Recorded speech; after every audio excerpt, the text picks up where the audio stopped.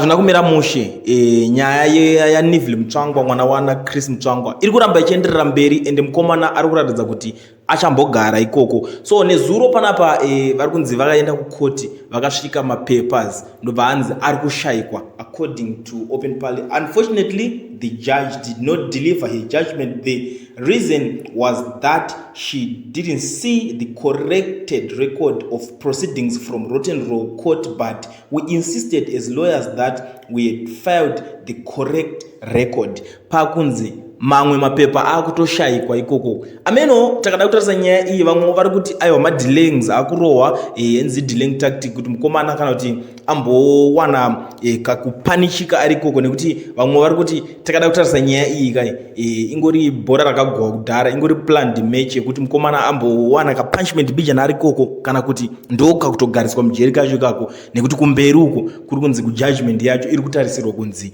hapana judgment yachapuwa zvinu, achangonzi ngaangobhadhara bail. Ndo zvikutaurwa vamwe vanhu. Saka pari kunzi akambogara zvimazuva ari kurimandi ikoko vanhu hamuzonyanye kuonera skillful inenge yakutambwa ipapo. Ndo zvimwe zvezvinhu zviri kuitika muri yeZimbabwe panapa, kune vanga vachida kuziva kuti nyaya iyaya yapapi. Pari kunzi nezuro vakashaya mapapers, saka vachadzoka musi weMonday